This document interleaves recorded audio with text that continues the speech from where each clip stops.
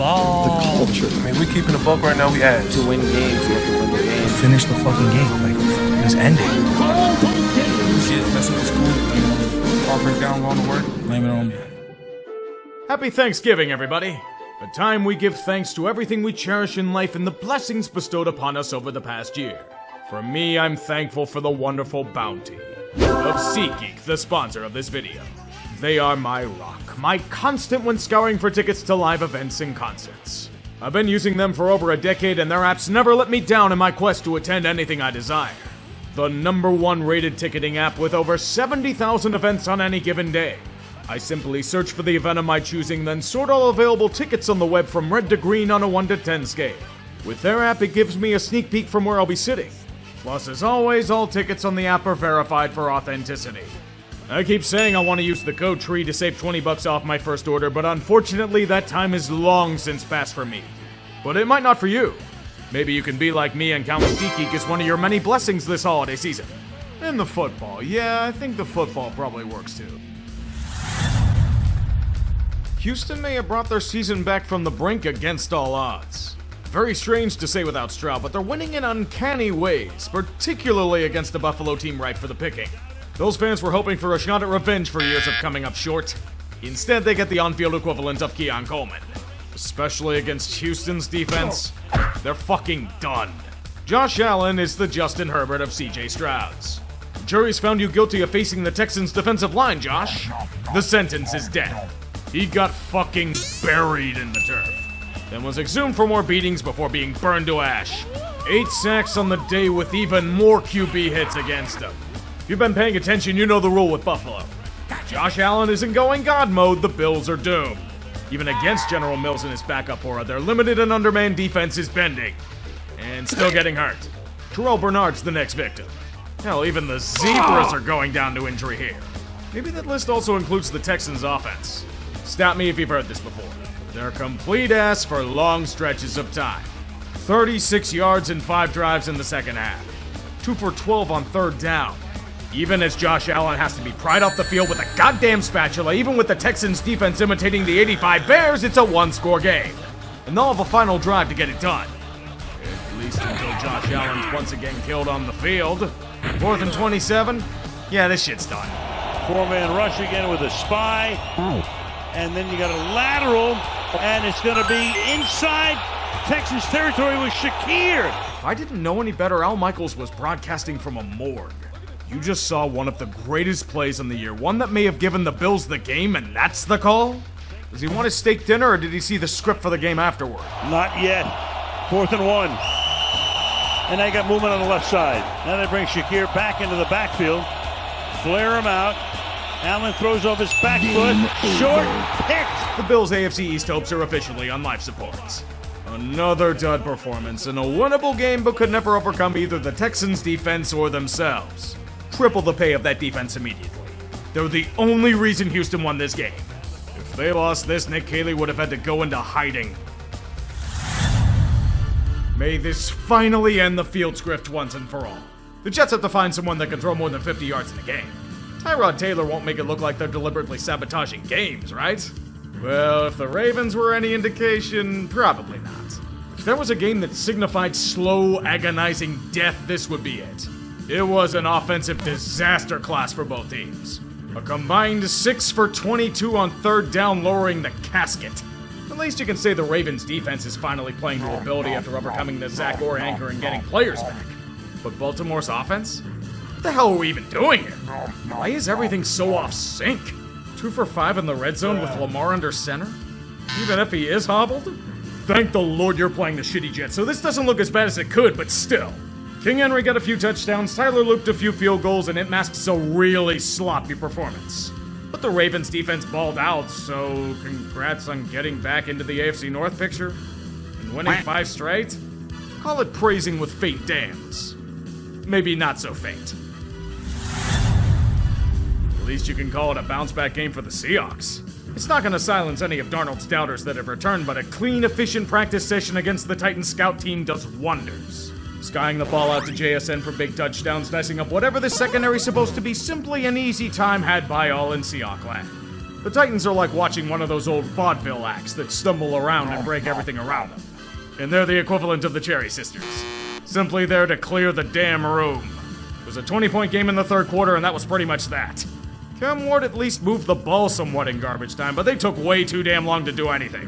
Which means the Seahawks were content with letting them eat clock to their heart's content. They did bring it to a one-score game late, but by then they used up too much time. Game over, Titans. Accept your loss and losing record like men. Well, as many as you have left that have talent. Green Bay needs a hero. They need men that can bring them out of their panic state and deliver salvation in the form of easy wins. Today, the Packer faithful receive such blessings indeed. They will hail the Vikings as their messiah in an hour of need. I have a hunch that Minnesota believed things would be significantly better this year. There's no other way to describe this season for them besides absolute catastrophe. With their O-line being picked apart by injury, Acme merely packed their shit in all game long. A complete and thorough dismantling by older brother in Wisconsin, as has always been tradition. And the worst part is the Minnesota D did a respectable job in spite of repeated offensive fuck-ups, forcing them to field goals and making it less of a total blowout, but their offense, it's fucking dire. 9, they need you to save this franchise from the depths of hell. Oh wait, right. JJ McCarthy's so raw he's still squirming on the plate. You can make an argument the dude legitimately can't throw a football right now. It's sad. Justin Jefferson's ready to choke a bitch on the sidelines, and it's probably McCarthy. Shit, I think Mike McCarthy might be a better option under center right now. Green Bay enjoy the crushing win. Easiest one they've had in months. Remember week 1 last year? A blatantly tanking Patriots squad walks into Paycor against a team with postseason dreams and smashes them to bits? Well, let's say the opposite happened today, but then the Bengals happened. New England wanted a challenge and spotted them a 10-point lead early. This horrible pick 6 by Drake May will test their resilience in the face of adversity. Self-inflicted adversity, but Joe Flacco telegraphing passes like it's Morse code helps to make it a lead they wouldn't relinquish. Pretty easy stuff in hindsight, but it's what the Bungles do. Fail. And then keep failing. Even when the game's within reach on multiple occasions, fail harder. Shit, their defense didn't even do that poorly, all things considered. A half-decent offensive output probably wins them the game. Too bad Joe Flacco's run out of his old man magic. New England hangs on to keep pace with their rivals circa 2005. 2.5 games above the Bills with the first matchup in hand. Even when they're nowhere near peak ability like today, they find ways to pull through. In spite of the cost being a major injury to Will Campbell. Then again, it is the Bungles. Since he's a walking joke. Are you sure Joe Burrow's gonna save your season, boys? Can he play defense by chance? Bears landlord's coming back to check on his property. Aaron Rodgers in what might be his final stop to Soldier Field, lording over Chicago in pregame. And that's it. He's out for the game with injury. Except Mason Rudolph, the Red Zone Reindeer, as manager of the property today. And it was somehow even more of a disaster than we imagined. Pittsburgh looked like complete shit on offense playing against a team without any linebackers or corners. They got locked down by the likes of DeMarco Jackson and Amen Ogbongbemiga. It took me like 6 tries to get that name right. Which is as many as it took this offense to move the damn ball most drives. Caleb Williams simply did the rest. After quite possibly the worst play I've ever seen from him to start. Otherwise, he dissected the most expensive defense in football by 1,000 paper cuts. 3 touchdowns through the air to humiliate their foe to take a 10-point lead. Don't worry about the Steeler offense, they can't come from behind. 1 throw between the hashes all game. Illegal formation penalties undoing big plays. Oh boy, 3-yard inside slants with no timeouts when you need 10 yards on the final drive. Fucking genius! That's how you lose a horrifyingly bad game. The Bears pull off yet another heart-stopper in spite of self-inflicted wounds and an undermanned defense. Chicago lives to be cardiac this season, and it somehow led them to the brink of glory with an 8-3 record. This was one the Steelers needed, man. Even if they're garbage in Chicago, they needed it bad. Don't look now, the Ravens are back in the division race. After being spotted that lead early, how can you be pissed when you see this shit coming? Detroit needs to get their mojo back in quickly. They've lost it after some utterly ugly losses and injuries, especially against Philly. But Jameis Winston has other plans. He's excitement and exhilaration packaged into evangelical quotes and mimetic madness. And to the joy of us and the abject horror of everyone in the Motor City, the Giants are making mincemeat of a supposed Super Bowl contender at every turn. This defense can't stop famous James. Even with next to no receiving help, New York is upending the world with every throw they make. Straight up torturing this unit at every turn. Even with their ailments on that front, this is completely pathetic for the Lions. They're making Wan'Dale Robinson look like a god. Detroit can't keep up with New York's trickery. Jared Goff can only elevate a team so much, and the result is agony for Dan Campbell's men. You want a dagger for this upset?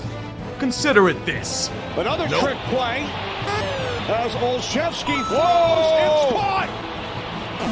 Olszewski with the pass into the end zone. Are you not entertained?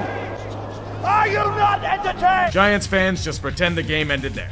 Your sanity will be much better off for it. The football terrorist known as Shane Bowen happened again. Are you gonna try and stop Jahmyr Gibbs today? No? Okay, fine. Let them score the touchdown, it's okay. Jameis can outgun them for a brutal pick. Oh, God. Well, at least the defense stiffened up. Take two of Jameis's magic. It's an impressive drive. Slowly dicing away at the Lions' formidable defensive exterior. Taking yard by force. Going down to the goal line with a chance to take a 2-score lead. But they stall out. Oh well, they can still take a 6-point, and they're foolishly following the analytics gods off a cliff. 4th and goal. Winston looking. Throws, and it's incomplete. Oh, but the data says it's better to have your opponent start near the red zone. So do you know what team this is? Shane Bowen just let the Lions go into field goal range with ease. Another fourth quarter collapse? This is the 6th one this year? How the fuck is Bowen up and thrown on the streets yet? Overtime's merely opportunity in theory. Detroit will merely allow Shane Bowen's hackery to continue. There's Gibbs on first down. Jahmyr Gibbs across midfield. One man to beat. Inside the 20, the 10.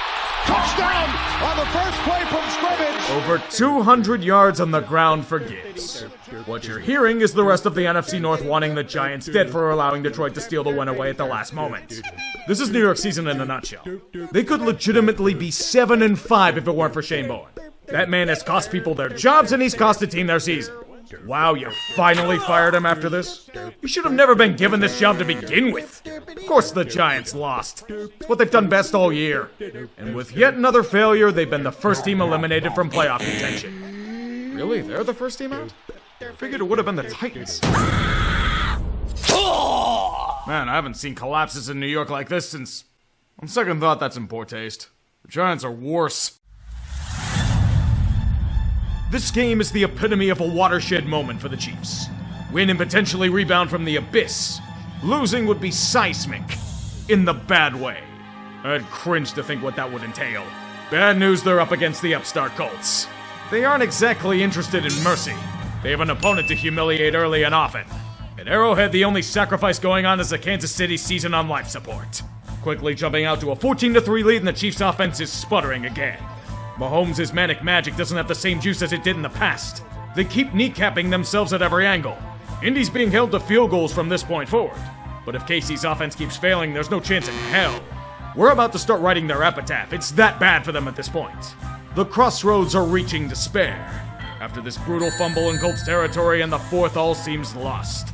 At least until the Spagnuolo defense stiffens up with the quarter of their lives. The rule with Indy is simple. Stop Jonathan Taylor, stop this offense. Daniel Jones has always thrived as a passenger to an elite running game. He's not a catalyst. So what Indy gets are 3 straight 3-and-outs with 6 yards of offense to their name. Even a team as dead to rights as the Chiefs can revive their hopes with steady production. Chip away at their will. Re-emerge as what they were. To an extent. The Chiefs' offense is still garbage in the red zone. 1 for 6? It's bad. But as long as the Colts keep getting penalized by dubious means and Tony Romo keeps slobbering on Patrick Snob, all is good in the world. Kansas City did enough to tie. They're going to overtime.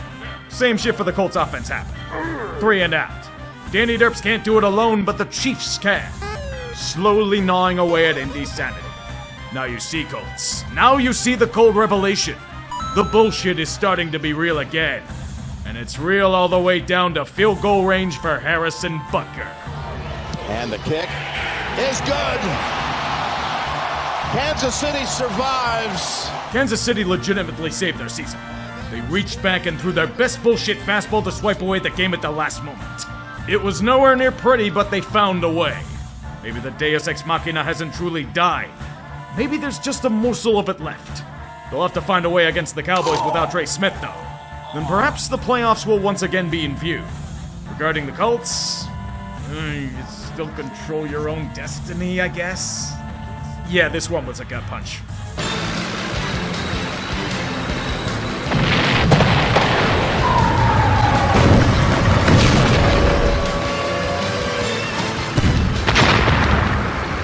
Oh, baby. Now, this is the kind of shit show we need more of in the NFL world.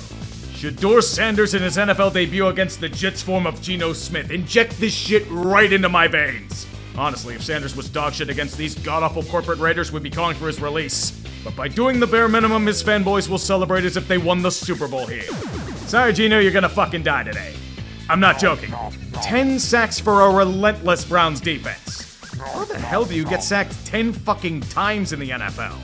Myles Garrett has 18 sacks this season already, for God's sake!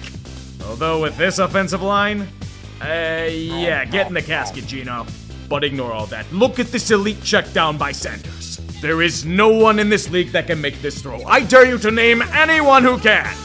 Against all odds, Cleveland wins easily, and I mean easily. Shedeur's the first rookie to win his first start for the Browns since their revival. That is some incredibly sad shit that becomes a Trivia Night question in a decade, mark my words. Chip Kelly with the Raiders will also be a Trivia Night question. $6 million a year for this shit? Who's not gonna use Ashton Ginty now? Who, I say?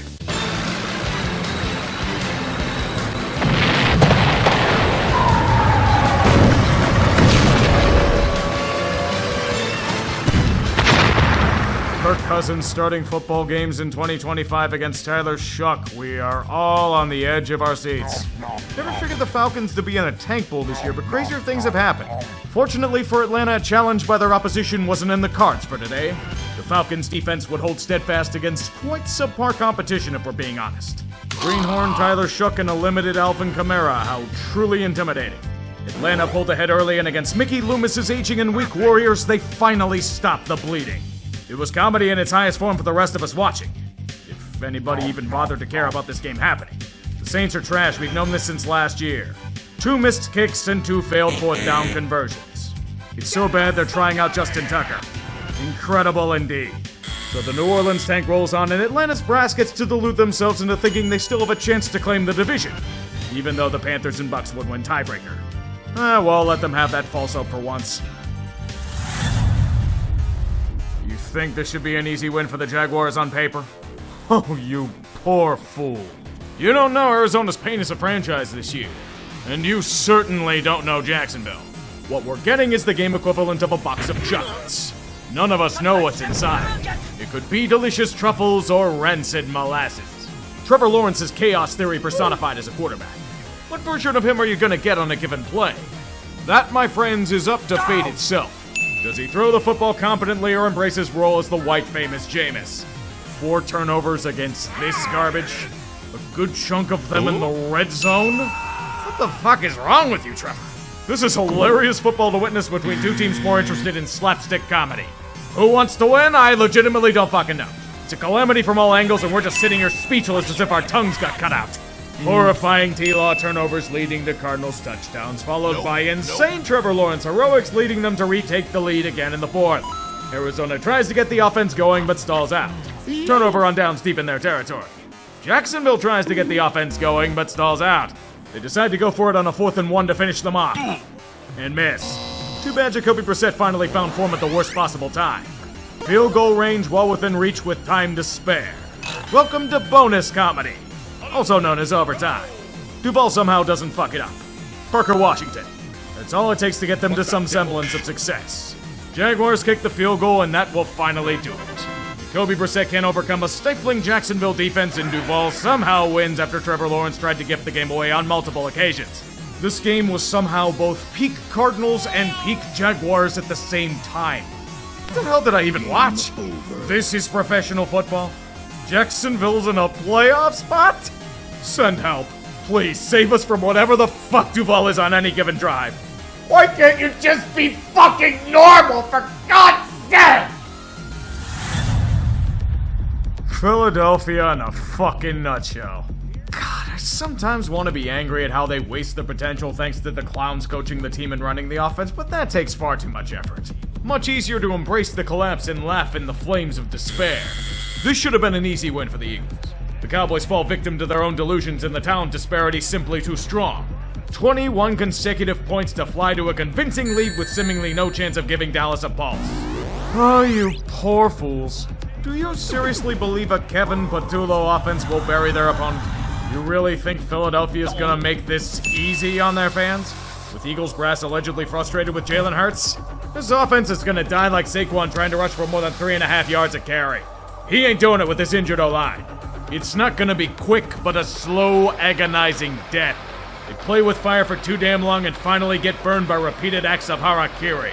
A barrage of piss-poor play calls, execution, and performance with wave after wave of quick drives and 3-and-outs. How incredibly shocking the defense gets exhausted and it's a one-score game. But this is where the fun begins. The fourth quarter, pure comedy. First, Jake Elliott joins the fray with a missed kick to the right to keep it one score. Then Dallas goes right down the field with George Pickens, leaving all of Pittsburgh bitter to help them tie the game. Think the pain's over for Philly? Oh no, it's time for Saquon to fuck the ball with a fumble. Defense made another stop. Oh no, the Cowboys will have to punt. There's a reason why the Jets cut Xavier Gibson after week 1. Why the hell are you even returning this shit, man? You're at your own 3, just let it go into the fucking end zone. So Dallas gets a chance to bury these fuckers with the lead, but stall near the goal line. And the Cowboys decide to go for it on 4th down. And fail. I hate this new age shit. Just take the damn points. Your defense is crushing them and you give them life again? Fortunately, it doesn't come to bite them in the ass. The Eagles cannot offense. Chicken shit performances all around. Well fucking done. Philly doesn't deserve to win. Cowboys just kill him off. Let Jerry think he can make a run and take the day for yourselves against a hated rival. Brendan Aubrey, do the honors. Aubrey up, and he's got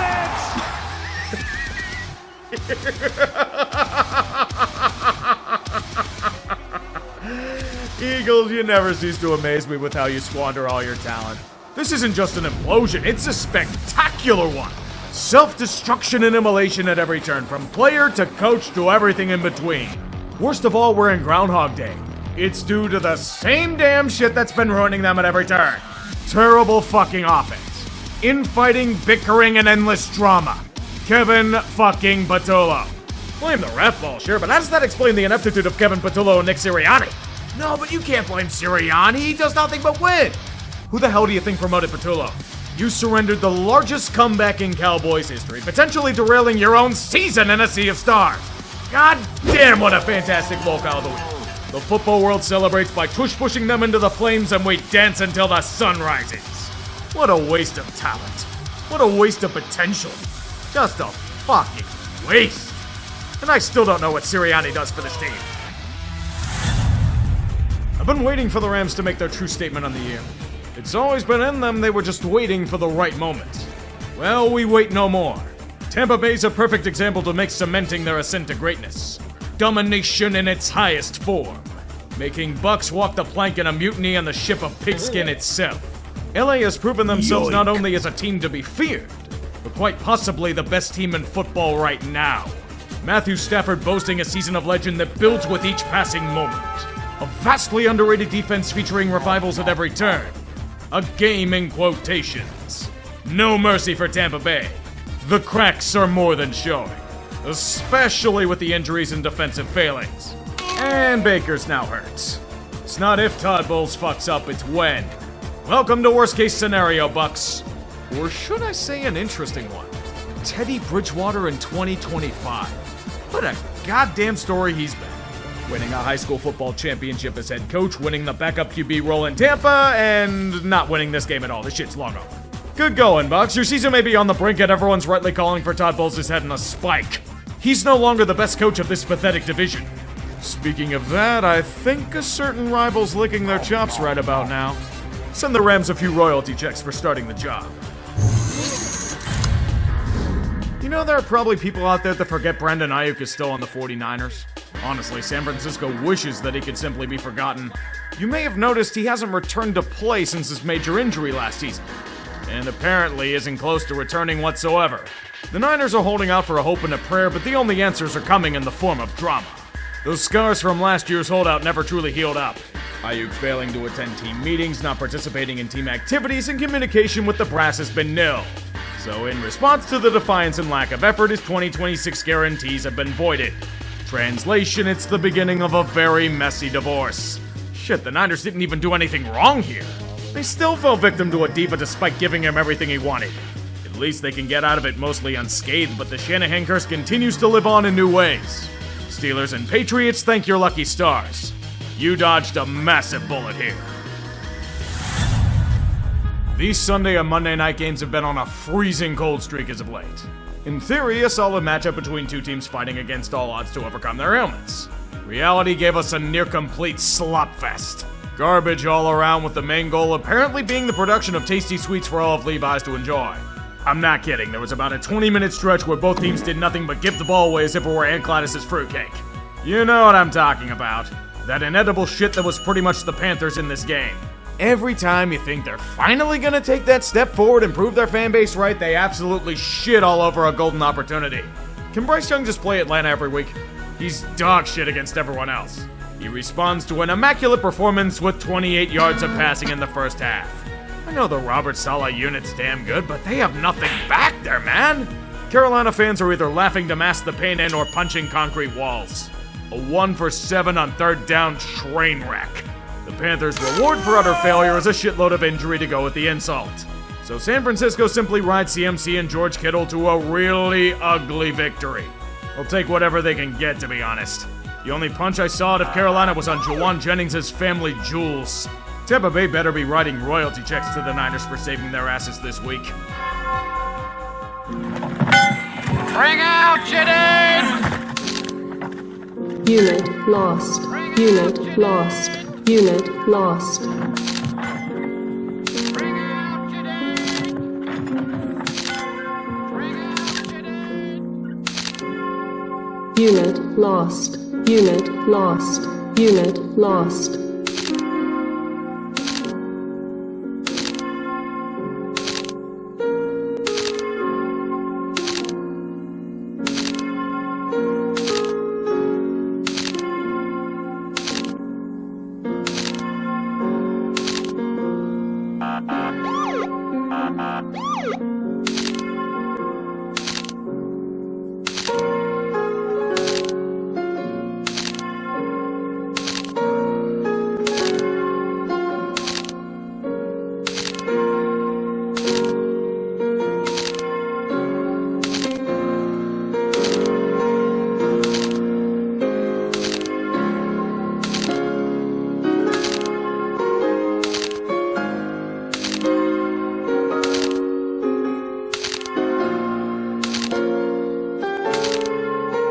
Unit lost.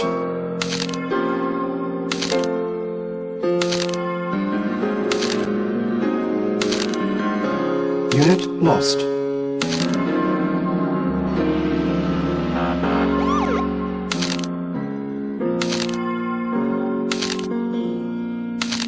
Thanks very much. That's all. See you on Thursday. Right.